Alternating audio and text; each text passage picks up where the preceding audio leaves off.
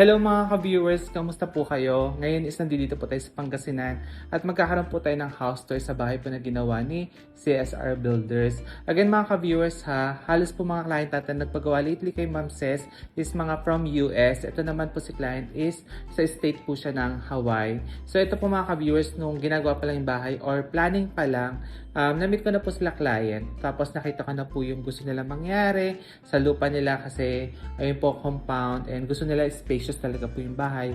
Which is natuwa ako guys kasi nung nakita ko po yung natapos po ni CSR Builders, ayun po yung gusto po ni client at request na spacious at malaki po, ayan na-achieve. So ngayon mga ka-viewers, hindi ko na rin po papapain pang ating intro.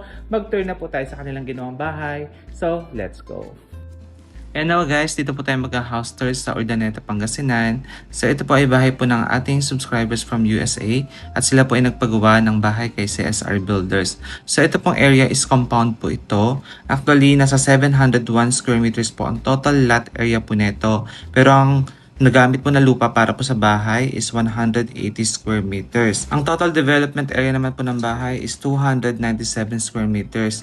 Ito po pala nakikita nyo sa harap, meron po kayo nakikita mga spaghetti wire na tinatawag. So, ayun po, plano po ni client yan ipaalis para po gumanda po yung view ng bahay niya. So, ganoon po talaga sa Pinas. Ito po yung side view po ng bahay. So, pagpasensyahan nyo na po. Dahil ayun nga po yung spaghetti wire, hindi natin ma-appreciate masyado yung view. Pero again guys, yan po yung itsura po ng pinagawang bahay po nila kay CSR. Then dito po tayo sa garahe. So ito po ay naka non-skid tiles, ayan. Tapos po sa front po ng gate, ito po ay gawa sa tubular at meron po itong fiber cement board na kulay maple brown po yan, no? Tapos yung gate po is motorized na rin po ito. Ayan. Ito po yung view as of now ng kanilang garahe. Then, ito naman po yung back view po ng kanilang gate pag po sinara natin. So, ito po ay folding gate. Ayan, napaka-smooth po ng glide. Gusto ko rin ng ganito, yung motorized na gate. Tapos guys, ito naman again yung itsura po ng garahe. So, ito po ay naka 60 by 60 po na tiles. Rustic tiles po yan. Tapos, ito na po yung ceiling. Naka PVC panel po ito. Then, ito guys, busy yung ating mga kasama. Dahil po mag-start na tayo mamaya mag-turn over. By the way, ito pong ball dito is meron siyang fiber cement board for the accent. Then, pininturahan po ito ng white. Ayan. Sa US, alam ko common yung ganitong design.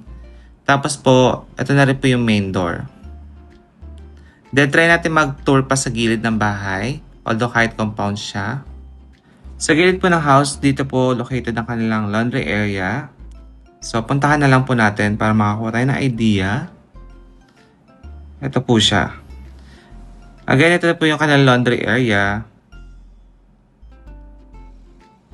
Tapos guys, syempre sa likod po nito, dito naman po yung kanilang exit door. Ayan. Then sa other side po nito, meron pong pinagawang dirty kitchen si client. So, dito po ngayon medyo magulo lang dahil po, ayun nga po, may events. Dito po nagluto. So, kasama na rin po ito sa ginawa ni CSR Builders. And, pakita ko pa rin po yung other side ng house. So, dito po may sliding door going sa kanilang lanay. Tapos, yan po yung pinaka-service gate sa front. And, ayan na po yung pinaka-side view po ng house. Ngayon po, is-tour ko po kayo sa loob naman ng bahay. Pagpasok po sa loob, ito na po yung ating makikita. So, ito po ang kanilang living area. So, kung napansin niyo po, kompleto na po lahat sa gamit ito. Dahil ayun po, inassista po sila ni Ma'am Ces sa pagpili po ng furniture. And then, syempre po, naabisuhan na rin tayo para ilagay po ang ating kurtina. So, kung napansin niyo po, napakahaba nito kasi high ceiling po itong living area nila. Gusto po kasi talaga ni client ng spacious at malaking bahay. So, tignan niyo naman po, chandelier pa lang, bongga na, diba? Change angle po tayo. Sa stairs, naglagay din po tayo ng kurtina dyan. Tapos guys, ito na po yung kanilang sala set. Ayan. Tapos, dito po, sa pinagawang bahay po ni client, yung kurtina pong gusto niya is yung kulay po ng kurtina ko sa bahay. So, ito po yan. Zoom out ko lang. Ayan. So, same po kami ng color kasi ito po ay naglalaro po siya. Pwedeng gray, pwedeng brown. Guys, ito po pala chandelier. Sa Dubai pa po pala ito nanggaling ha. Contact po ninyo, message lang po kayo kay CSR Builders. Next area po tayo. So dito po tayo sa bandang hagdanan. Dito po pala sa gilid meron siyang TV console and mirror. Ayan. Tapos po sa tapat po nito, meron po ditong secret door. Ayan. Dito po located yung storage area po ni client. Ang ganda ng kulay po netong accent po na ito. Same po ng kulay ng kurtina natin, stone siya. Grayish brown. Ito po yung itsura po ng kanilang storage area. Ayan. Then after po natin dito, next po natin ang kanilang dining area at main kitchen. Ang ganda ng dining area. So guys, ito din. Galing din po ng Dubai itong ilaw po na ito. Tapos again, ito naman po ang kanilang dining area. Yung tiles po palang ginamit dito is 60 by 120 po. Napakaganda. Ang ganda ng kulay. Kanya kasi kulay ko sa bahay. Kaya tawag dito, ganda-ganda po ako. By the way, dito po may accent sila, may wall lights, Daikin po na floor stand aircon. Yung dining set po is galing po sa our home po yan, kung type ninyo. Sa main kitchen naman po tayo mga ka-viewers, no? So, ito po mga ka-viewers is kompleto na rin. May appliances na. Imagine, uuwi na lang po si client ng less hassle na, no? So, yung mga bar stool po kung type ninyo, galing din po ito kay our home. Tapos guys, may bar counter na po dito. And meron na rin syempre mga pendant lights. Then, yung kanila po mga cabinet is gawa sa modular. Ito po ay kulay mocha. Ayan. Tapos guys, Elba po ang kanilang mga kitchen appliances po dito. Then guys, naka-modern sink na po ito. Ayan. Then yung countertop po is quartz. Then guys, try tayo ng pull-out drawer. Ayan. Ang ganda talaga pag naka-modular sa kitchen. And from kitchen, ito po yung ating view. Napakaganda po ng bahay, no? Elegant. Tapos guys, try lang din natin yung pull-out drawer dito sa island bar. Everything is smooth. Ito pa yung isa. May cutlery na rin po yan. Tapos soft close yung mga cabinet. Yung ref naman po nila is from Panasonic po ito. Actually, yan po yata yung top of the line po ng Panasonic. Tapos guys, exit door. Going sa likod. Tapos, breaker po syempre. Na meron ng label. So napaka talaga details nila mag-turn over ni CSR. Tapos guys, ito na po yung kanilang pantry and common bathroom. So pakita ko na lang din po yung pantry sa common bathroom ha. Ito guys, pagbukas natin. Ayan, wala pa pong laman syempre. Pero everything is organized na kasi meron na po mga cabinet dyan. Mukhang maraming pagkain lalagay si client dito ha. Tapos ito na rin po yung kanilang common bathroom. Check din natin ito. Ayan guys. Actually, napakaganda po ng common bathroom nila, no? Yung mga sanitary ware po nito is American Standard po yung ginamit. 60 by 60 po na matte finish tiles and 60 by 60 po na porcelain tiles sa wall. Plus may accent pa po yan sa kanilang shower area. Yan na rin po yung kanilang ceiling with exhaust fan, shower partition. Ayan. Ang ganda ng CR. Guys, ngayon, continue po natin pag-tour sa second floor naman po tayo. Which is doon may dalawang bathroom plus dalawang bedroom plus family area. Dito naman po muna tayo sa family area. So ito po original plan, kwarto po siya. Pero as of now, ginawa muna po siyang family area. So pwede naman po itong i-convert soon pagdating na araw pag kailangan nila ng additional bedroom. So ito pong kurtina natin kinabit dito. Lahat po ng tela natin is nanggagaling po ng Korea. And yung inner po natin is matibay po talaga yan. Kaya yung mga nag-run na issue or nagpa-powderize katagalan, ayan po, matagal nyo po magagamit yan. Dekada na po. Anyway guys, ito na po again yung itsura po ng kanilang family area. Ayan na po yung kanilang TV with magandang accent, ganon, with may magandang accent, ayan. Yung tiles po pala sa second floor is nagbago na, 20 by 120 po yan na matte finish na. Sa buong flooring po yan ng second floor. And again, ito po yung kanilang living area. Plus, napakagandang chandelier, ay na po itsura. Then, punta naman po tayo ngayon sa master's bedroom. Guys, pagpasok, ito na po ang kanilang master's bedroom. Napakaganda, napaka-organized, kompleto na sa gamit. So ito po mga ka-viewers ha, uuwi na lang po si client na talagang kompleto na po yung bahay niya. Gaya naman po ng sinasabi namin sa vlog, kung kaya naman po ni CSR Builders na matulungan po kayo regarding sa interior po ng house, gagawin naman po nila, no? So gaya po nito pala, itong pintuan po dito is naka-smart lock. Ayan. Tapos seal po yung ginamit. Then may accent po ang kanilang bed frame dito na fluted panels. Ayan. Ito po palang master's bedroom is meron po pala itong walk-in closet din. So tara check po natin yung walk-in closet nila. Kung napansin niyo po, pag nag-house tour tayo sa mga gawang bahay po ni CSR Builders, may time po na ibang client niya is wala pa pong pinapalagay na cabinet. May time naman po na meron na. So depende po talaga sa kontrata at ipapagawa niyo pong project sa kanila. So dito po sa walk-in closet, dito na rin po located ang kanilang master's bathroom or si bathroom number 2. Yung interior po nito, same lang naman po din sa bathroom sa baba. Meron lang pong iniba sa layout and sa mga mirror po, no? Ayan. Tapos sa kabilang side po nito yung shower area. Ayan.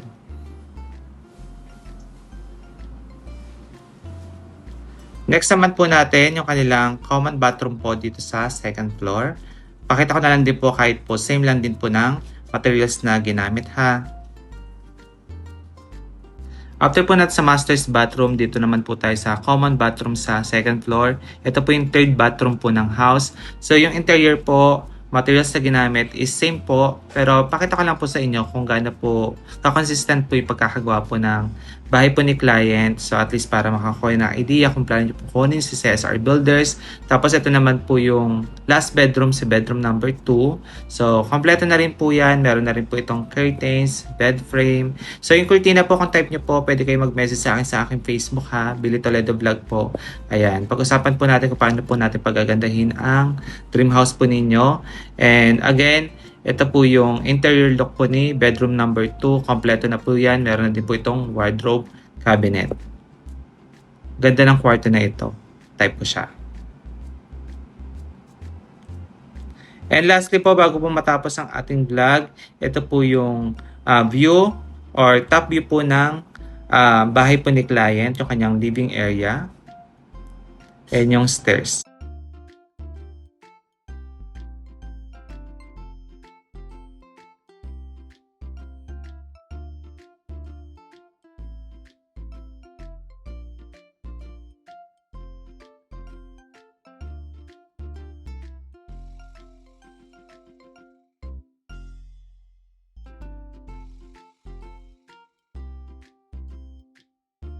And mga ka-viewers, ayan, para po sa mga plano po magpagawa ng bahay, hihingi lang po tayo ng konting idea kay ma'am kung paano po nag-start yung project. Sa totoo lang po, nung minute sila client, kasama po ako noon. At nakita ko po talaga yung cut ng lupa is letter L. No? So, first time po ni ma'am gumawa ng ganong klase po ng cut ng lupa. And syempre po, may mga neighbors pang kadikit na dapat hindi sila maapektuhan sa paggawa po ng bahay. So, ma'am says, ano po ba yung kailan po nag-start ang build nito? So itong project natin dito, compound kasi siya. So meron ng existing katabing bahay, tapos may mga boundaries na dapat nating i-consider. Kaya sa una, medyo challenging yung pag-start namin. Kami way back in April 25 yung groundbreaking namin dito. And then, akala ni na owner, maliit lang yung magiging bahay kasi yung nakuha nilang portion ng lot sa compound is hindi ganun kalaki. Pero sabi naman, nasa pag-design or pagpo-floor planning yan para makuha mo yung maluwag and then according to dun sa pangangailangan nila. Actually, ma'am, nagulat ako kasi yun nga nung nag-Skype no, nakita ko si Sir, ay, ganito gusto kong mangyari. Baka maliit naman. Nag-aalala siya, nagda-doubt siya. Pero nung natapos yung bahay, hindi lang siya malaki. Parang hotel na nga, no? Kaya mga ka-viewers, ayan, for sure matutuwa sila client dito sa kanila ginagawang bahay. Kasi, ma'am, kailan po ba nila last chinek itong bahay bago matapos? That was around last year, October or November. So, nasa structural pa lang kami nung last na uwi nila. Actually, yun pala yung first na nakita nila at saka yung last na pagkaka-construct. Tapos po, yung last na uwi nila, which is ito na po, tapos na yung bahay at ready na po siya for turnover. And then, for this specific build, nasa category na sila na on a luxury scale. So, may mga specific brands na ginamit tayo dito. May mga wall claddings. Kung ano ang nasa perspective, yun din ang pinasunod din na client. And then, meron some of the wall accents dito, like dun sa dining area. Wala siya dun sa original scope. Pero, dinagdag namin kasi nakakadagdag ganda siya. And at the same time, kung napansin nila, yung mga chandelier na ginamit natin dito, they are not the usual chandelier na ginagamit talaga sa build na dito sa atin dahil medyo meron silang presyo halaga talaga. Actually, ma'am, yung mga ginamit dito na ilaw, talaga nakikita ko nito sa mga hotels talaga.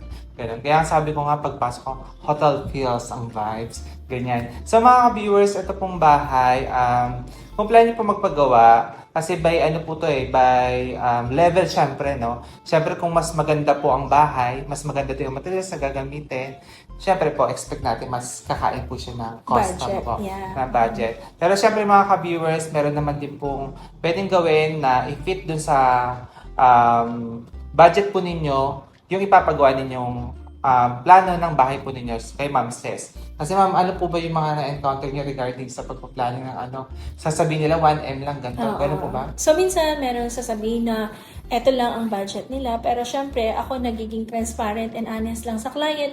Kung hindi naman siya pasok or hindi namin siya kaya, sinasabi ko naman sa kanila. And also, minsan may mga specifications si client pang high-end, pero ang budget pang low-end. So, hindi siya realistic.